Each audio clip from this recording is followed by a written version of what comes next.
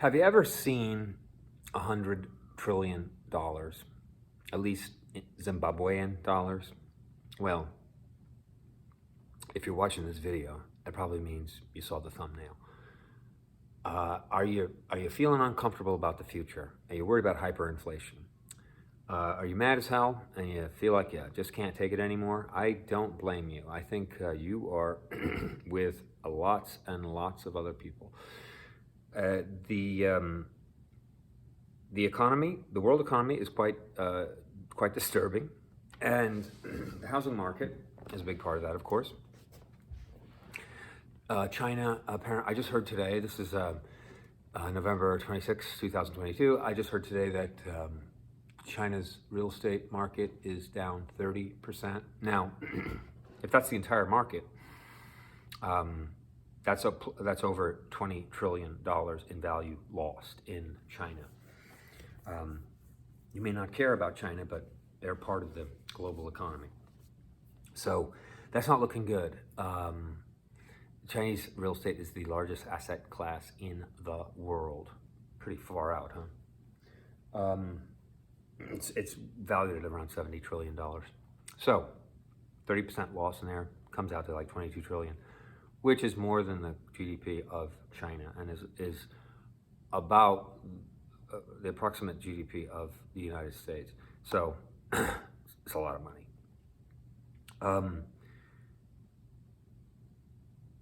The housing market is changing, as you know. I know there's a lot of reporting about it. A lot of doom and gloom, a lot of drama, and and you can't blame people for putting clickbait out there because it's a dramatic time. However, I don't think it's fair or right to try to get you to watch this video by saying a bunch of over-the-top things. There's plenty out there that is kind of amazing. So I think the facts will speak for themselves. I'm doing this because I want to talk about inflation as it relates to real estate, but also the presumed housing shortage. And you know, the reason I started doing these videos is that I was, learning about real estate, and I remember reading in various places how, there's a 5 million home deficit in the United States. They're short 5 million homes. It's going to take decades to catch up. Well, and then I learned, then I did more research, and I realized, that's nonsense. It's only true in the sense that because of ridiculously low interest rates, big investors are buying up every house they can find with all cash and at prices that are not, that are over the value, over the comparable values of those properties. That's the shortage. So yes, so the answer is there a housing shortage? The answer is yes and no. If you're trying to buy a house and you can't find one, it seems like there's a housing shortage. But if you factor in that hedge funds or these huge investors are buying up every house they can find with all cash at ridiculously high prices, then it doesn't look like a housing shortage. It just looks like Scrooge McDuck is grabbing up all the houses. If there's twice as many houses, that means they're going to buy twice as many houses? You see what I'm saying?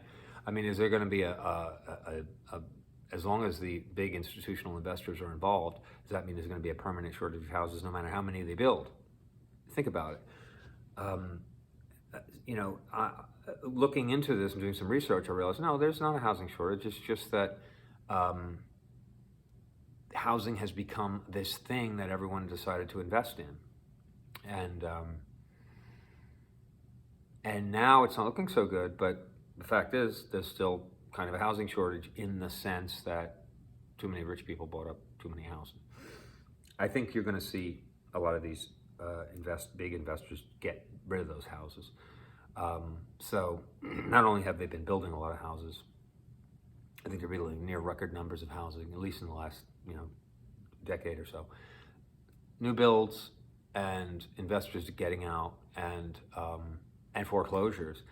and people just not, people just not able to participate in the market. People going bankrupt and losing their homes. So I think there's going to be a tremendous amount of homes hitting the market.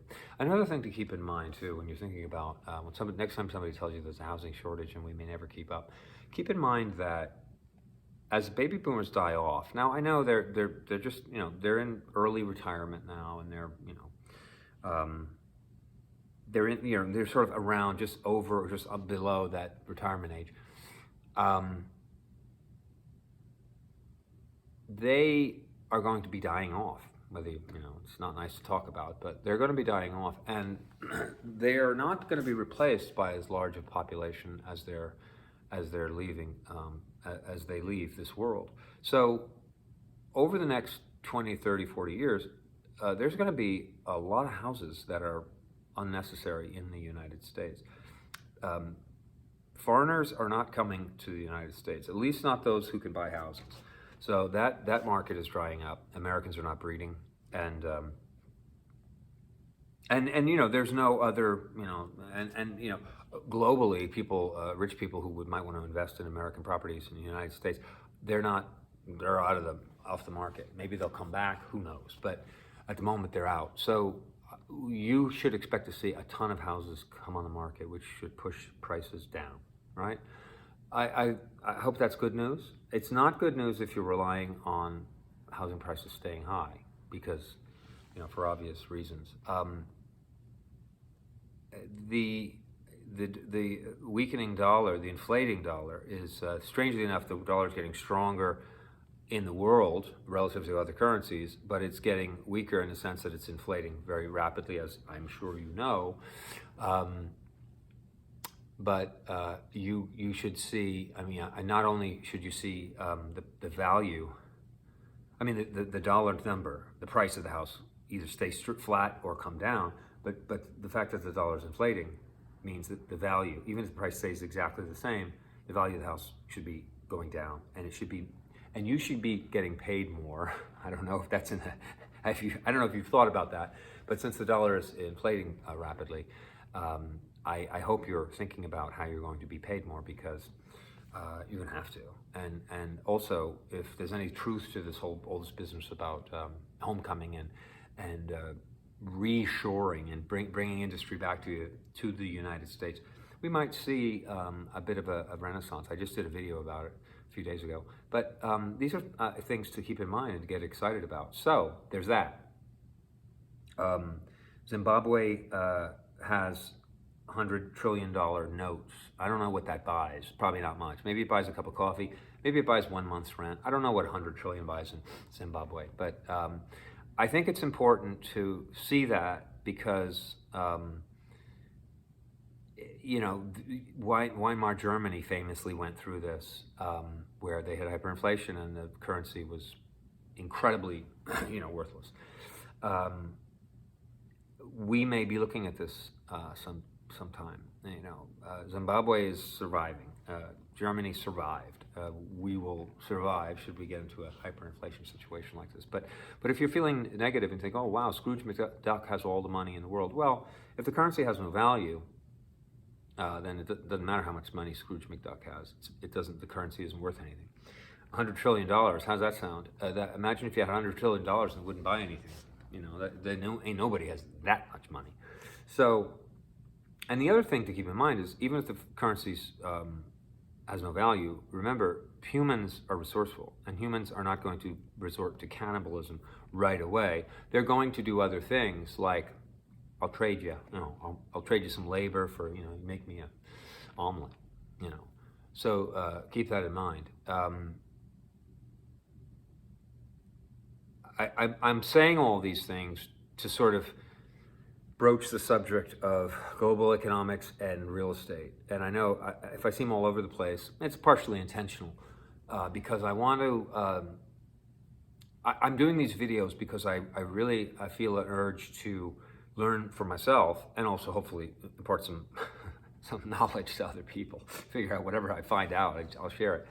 But getting your head around inflation and what it means is a tough thing. And also, having a forum where you realize you're not alone. The world is pretty wonky, and it's not, and you're not crazy, and you're having a tough time getting into housing because you're getting outbid by hedge funds.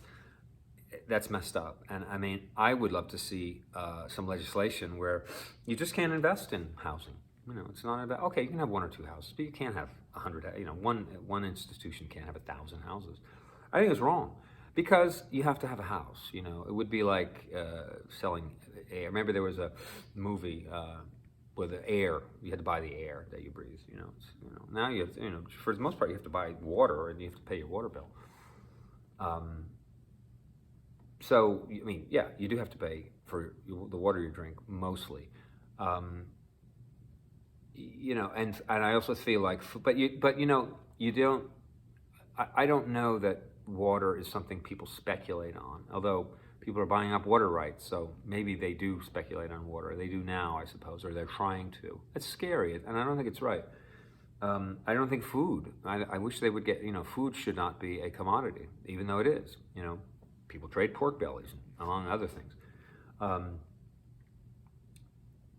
You know, shelter, food, you know, basics, even energy is, I think, a gray area.